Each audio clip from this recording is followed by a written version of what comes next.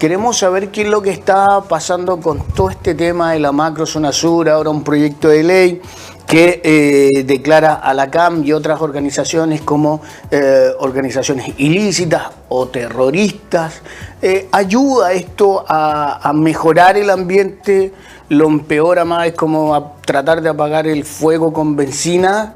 Todo esto lo vamos a conversar con Diego Ancalao, quien es analista político y presidente de la Fundación Instituto de Desarrollo del Liderazgo Indígena. Diego, muy pero muy buenos días, gracias por estar con Caracola. Hola, buenos días, gusto saludarte. Hola, buenos días, Diego. Un placer tenerte aquí en este espacio y le voy a decir algo a nuestra audiencia. Si usted es como yo, que quiere entender este complejo panorama de la macrozona sur, vamos a escuchar a Diego Ancalao que nos cuente de verdad qué hay detrás de todo esto que se dice de la macrozona sur. Bueno, perfecto. Mira, ahora el Congreso aprobó un proyecto de acuerdo que consiste en declarar 4 organizaciones mapuche ilegales y terroristas. Eso es muy grave porque esto no había ocurrido nunca desde los gobiernos de la democracia también. Y es grave porque no contribuye a un diálogo pacífico con un pueblo, porque el pueblo mapuche es un pueblo, no una población indígena pobre y violenta, como te he querido explicar. Entonces, ¿por qué es grave esto? Porque los observadores de las Naciones Unidas sobre el terrorismo, contraterrorismo, se llama Ben Emerson, que vino a Chile a hacer este informe, indicó que en Chile no hay organizaciones mapuches que sean terroristas. No existe ninguna organización con capacidad de fuego para tomarse el poder del Estado, ser un Estado mapuche, que eso es una acción terrorista, desestabilizar el Estado, tomarse el gobierno y conducirlo por gente mediante la violencia. Diego, entonces no hay terrorismo en ese caso. Pero esto de tomarse la carretera o tratar de cierta manera de quebrar el país en dos, o que esta zona tenga un trato especial, o hacer otra nación, eso te lo pregunto para que la gente vayamos contextualizando la conversación y la gente lo vaya entendiendo. ¿No es tratar de dividir a Chile en dos partes? No, son cosas muy distintas. Una cosa es el Estado, que es una ficción jurídica que se construye en base a leyes que la sujetan en un territorio para amenizar, digamos, a la sociedad. Y lo otro es el término de nación. Nación es un término antropológico, sociológico, histórico de un grupo humano que en este caso el pueblo mapuche existe antes que se constituyera el Estado moderno. Existía antes con un propio idioma, con una propia religión y con una propia forma de gobernanza. Entonces, reconocer que antes de que se constituyera el Estado existían otras naciones preexistentes con todas las características de la nación, como te decía, idioma, cultura, origen, cultura común, no rompe el Estado, porque el Estado es una construcción jurídica. Esto es una construcción antropológica, sociológica, histórica. Todo lo contrario. Lo que se hace aquí, al reconocer las primeras naciones, es aumentar, digamos, la cohesión social dentro de un mismo Estado, porque se le reconocen derechos.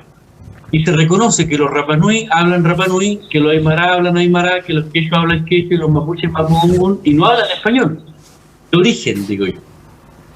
Entonces, nadie está hablando de separatismo, nadie quiere un país independiente mapuche, lo único que se pide es que se reconozca que existen estas naciones antes que se constituyera el Estado de Chile. Y esto no es nada nuevo, ¿sabes por qué? Porque en Canadá, por ejemplo, las First Nations, las primeras naciones, desde el año 98 ya fueron reconocidas por el Estado canadiense. Ya no se llaman tribus, se llaman primeras naciones. Y eso en Chile aún cuesta que se reconozca, porque aún se basa en un Estado portaliano, que es un solo Estado, una sola nación, lo cual no es aplicable a la realidad. Diego, ¿y cómo, a ver, para que la gente, porque finalmente se queda, mucha información pasa por lo que se comenta de punto a punto, de oído a oído, a veces ni siquiera escuchando a los especialistas, ni siquiera a los políticos, la sensación que tiene la gente, un ciudadano que no conoce ni siquiera la diferencia entre Estado, nación y país. Es que lo digo yo como persona que está siguiendo la noticia, que no tiene un contexto previo, para entender, primero viene de mucho tiempo acá, no es algo nuevo. Segundo, hay demasiados actores implicados, no es como un tema nada más de los mapuches, hay muchos actores implicados allí. Y se entiende que para llegar como a una solución tiene que pasar un proceso como largo. ¿Qué es al final? ¿Cuál sería, según su visión, la solución, por lo menos para bajar la intensidad de la violencia en esta zona? ¿Y a quién de verdad se le puede atribuir los hechos que sí son violentos, que ya usted evidentemente deslinda como que no es algo mapuche? Entonces, ¿a quién se le puede atribuir la real violencia? ¿Y cómo se pudiera ver una solución en este panorama tan complejo? Bueno, lo primero es que, mire, los mapuches en Chile somos alrededor de 2 millones de personas. Si estos 2 millones de personas fueran violentas, la situación de Chile realmente sería un problema nacional complejo. Absolutamente. Entonces lo primero que hay que aclarar es que la violencia no viene del pueblo mapuche. Las reclamaciones, como tú decías delante, tomar calles, protestar para que te devuelvan el derecho, eso ocurre cuando los canales institucionales del Estado no escuchan las demandas de los pueblos originarios, así como no escuchan la demanda de los profesores, la demanda de los trabajadores. Claro. Y por eso que en Chile hubo un levantamiento social, porque las vías institucionales y democráticas del Estado no escuchan a las personas que no son de la élite y que no pertenecen a la casta económica. Se le llama mal menor en la forma de administrar el Estado. Entonces, hoy día, el propio senador de gobierno, Latorre, decía que está comprobado que la militarización de la Araucanía no ha resuelto el problema de violencia ni de delincuencia, que se mantiene. Entonces, el problema grave que tenemos aquí es que el problema de la delincuencia es un problema nacional. Y el INE, el Instituto Nacional de Estadística, dice que las 3 regiones más violentas del país son la metropolitana, Iquique y Valparaíso, y no la Araucanía. Entonces, ¿por qué se genera todo este discurso ideológico en el contexto de que hay terrorismo y que hay violencia, la mayor violencia del mundo y de Chile se encuentra en la Araucanía? Oye, qué buen detalle eso, ¿no? De que no aparezca como la zona más violenta. Entonces, ¿es más percepción o más querer dar ese mensaje acuñado a algún interés? Es complejo, ¿eh? O sea, nosotros creemos que hay un discurso hegemónico, digamos que no solo de este gobierno, sino que de los 140 años en que el pueblo ha sido expoliado de sus derechos y de sus tierras, se ha construido un discurso de que los mapuches buenos son los que están callados sin reclamar y los mapuches malos son los que reclaman. Entonces el discurso institucional es violento y crea temor, porque la gente se preocupa cuando le dicen que hay terrorismo, que hay delincuencia.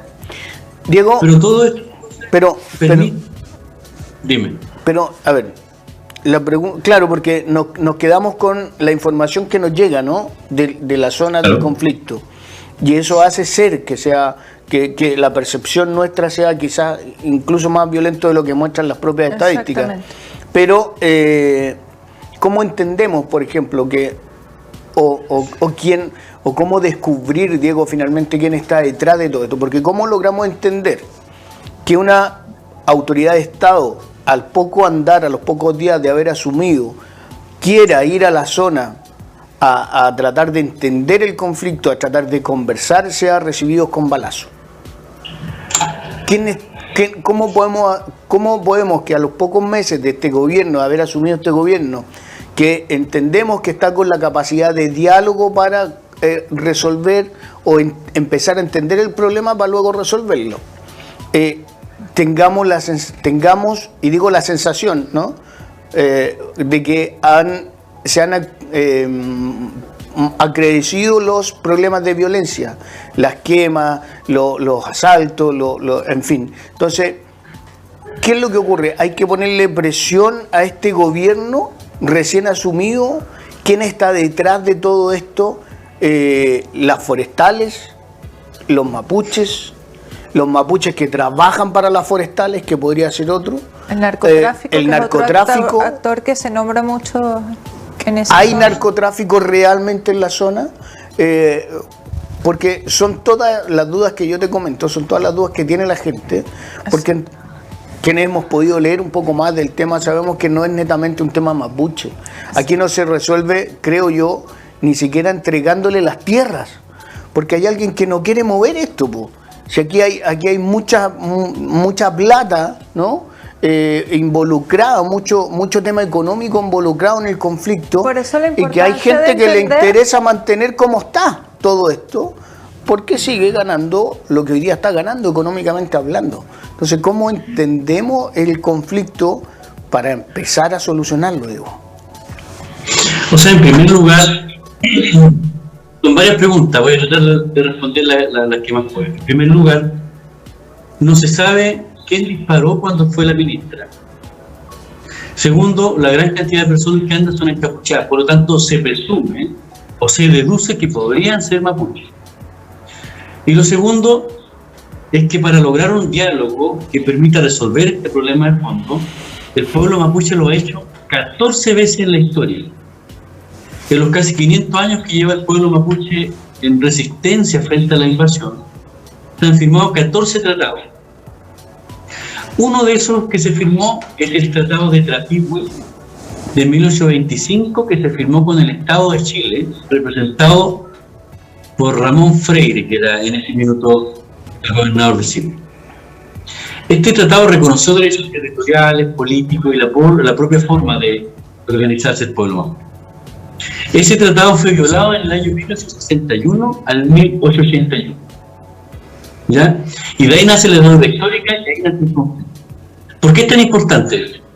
Porque ahí está la solución real a este problema. Así lo resolvió Nueva Zelanda con el pueblo maorí, reconociendo el Tratado de Waitangi de 1840. Así lo resolvió Canadá hace 1 o 2 días con la primera nación Siksika, en la que le devolvió todos los terrenos ocupados de 1910 que habían sido expropiados de manera ilegal. Eso pasa en Chile, pero a nivel internacional la resolución está muy clara. La pregunta entonces es, si sabemos cuál es la solución, sabemos cuál es el problema, hay experiencia internacional que demuestra que se puede resolver, ¿por qué en Chile no se resuelve? Bueno, porque las demandas del pueblo mapuche chocan con los intereses económicos. Te voy a poner un solo ejemplo. La familia Angelini Mate, de la Forestal Arauco y Minico, son dueños de más de 3 millones de hectáreas de plantaciones forestales. El pueblo mapuche recibió 500.000 hectáreas en títulos de merced después de la violación del tratado. Es decir, que hoy día usted tiene 2 familias que tienen 6 veces más territorio que los 2 millones de mapuches. Entonces, ¿dónde está el conflicto ahí?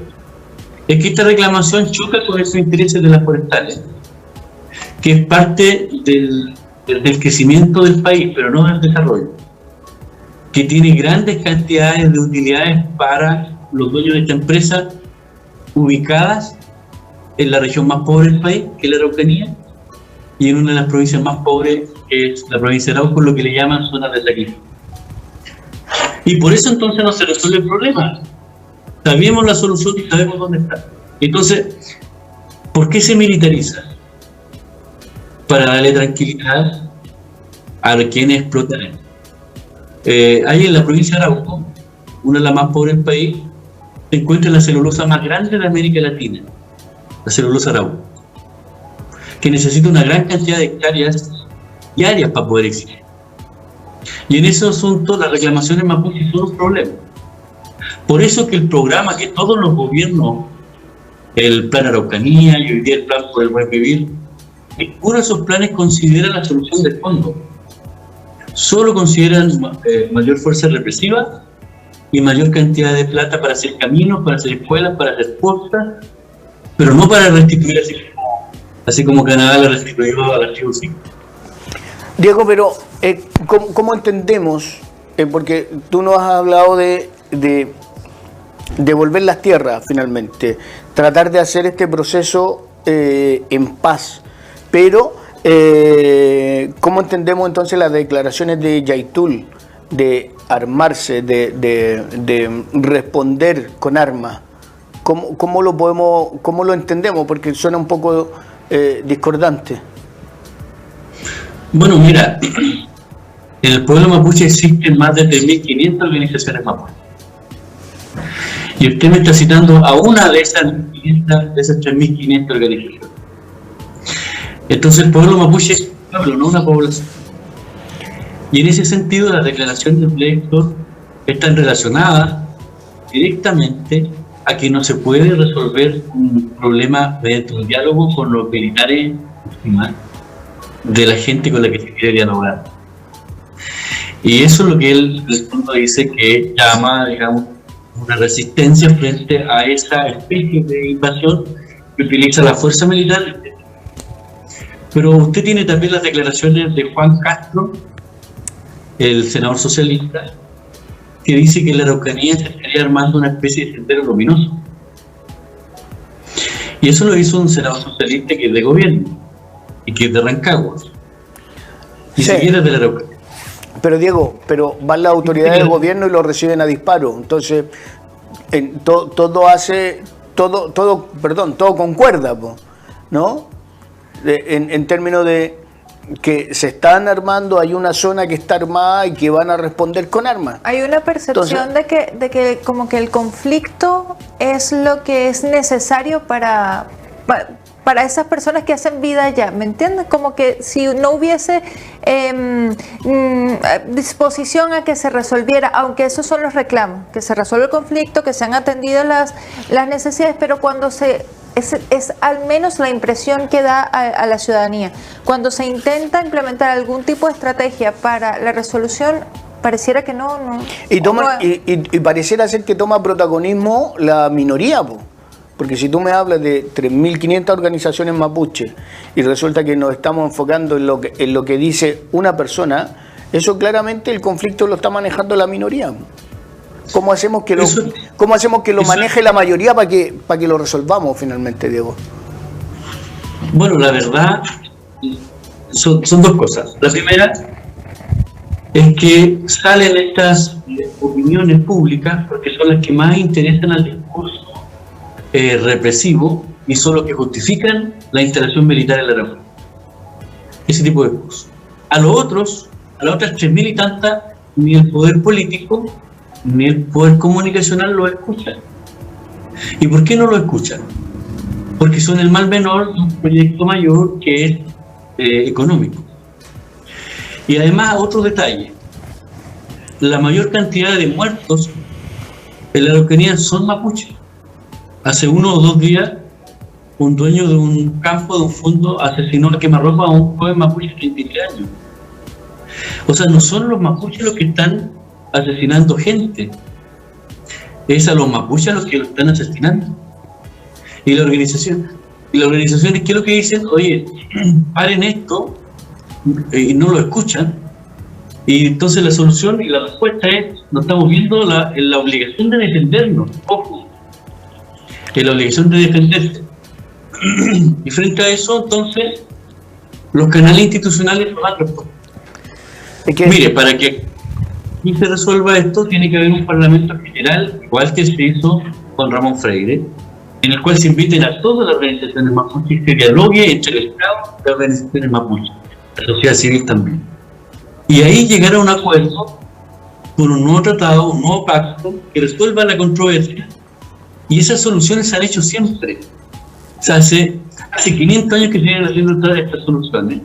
140 años en Chile con el pueblo mapuche, el Tratado de Tapigüe. Ya, ¿por qué no lo quieren hacer? en vez de llamar a un diálogo ilegal a todos, declaran 4 organizaciones mapuches fuera de la ley terrorista.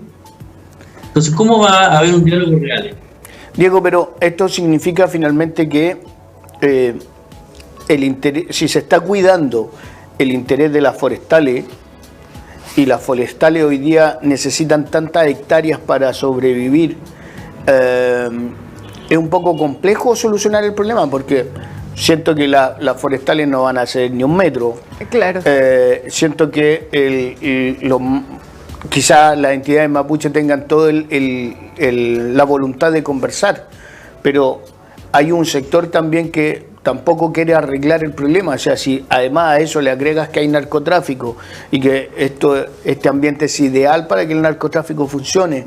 El interés económico también es impresionante, ¿no? De las forestales. Entonces se nos ve complejo el escenario de aquí para adelante, po. No se ve una solución muy fácil de lograr. O sea, la conclusión es que no hay voluntad política real de resolver la controversia. Pero, perdón, pero no hay voluntad política porque se entiende que las forestales no van a ceder y hay que cuidar el bolsillo de las forestales. Esa es la voluntad que no hay. Entonces, como tú bien lo decías recién, son los mapuches los que están muriendo, son los mapuches los que están yendo al sacrificio, ¿no? Sigamos en este conflicto porque no podemos transar ni descuidar los intereses económicos de las forestales. Eso es lo que... Finalmente eso es. Eso es.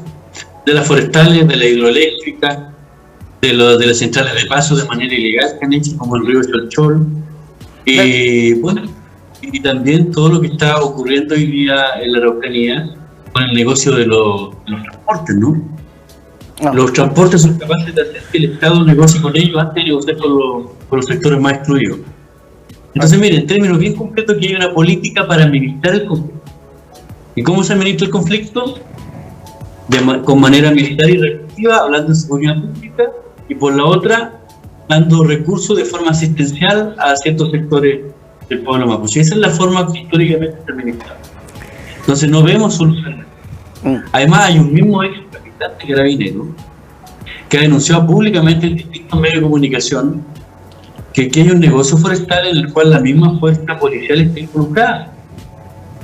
Entonces el conflicto, o el mal llamado conflicto, se ha transformado en una especie de negocio en el cual los carabineros ganan por zona porque le pagan más, en el cual las forestales pueden explotar tranquilos, y además se transforma en un negocio la madera para distintos sectores en el cual explotan de manera ilegal y culpan a los mapuches. Entonces todo esto, la única forma de resolverlo es mediante una altura de estadística, mediante un equipo político importante y serio que utilice los ejemplos internacionales y lo haga. Sí, pero que finalmente tiene que tener la voluntad para hacerlo, y es lo que hoy día pareciera ser que a lo mejor el gobierno de turno, la autoridad de turno tienen la voluntad para sentarse a conversar, pero si no hay un eco en el resto de lo involucrado. Si el tema económico es tan vasto como lo nombras, Diego, también va a costar, porque sabemos que el interés económico mueve todo. Había un discurso pre-campaña que satanizó la militarización que Piñera hizo de la Araucanía, y que dijeron que cuando asumieran el gobierno, ellos lo primero que iban a hacer es terminar con la militarización. Pero resulta que ese discurso hoy día es distinto, absolutamente. Es distinto, o sea, hay una continuidad de la política represiva de Piñera, todo lo contrario al discurso de Piñera. Y eso es preocupante porque quiere decir entonces que no hay una conducción real para resolver los conflictos. Por eso te digo, siento que el tema es voluntad y hoy día no la encontramos. Diego, te queremos agradecer que hayas tenido estos minutos para conversar con nosotros. Sí. Vamos a seguir, por supuesto, durante todo este tiempo y espero... Para poder seguir entendiendo a fondo la situación y también informando, ¿no?, acerca de lo que realmente está sucediendo allá. Muchas gracias, Diego Ancalao, analista político y presidente de la Fundación Instituto de Desarrollo del Liderazgo Indígena, por tu compañía, tu explicación, y esperemos tenerte pronto por acá nuevamente. Gracias a ustedes. Que tengan buen día.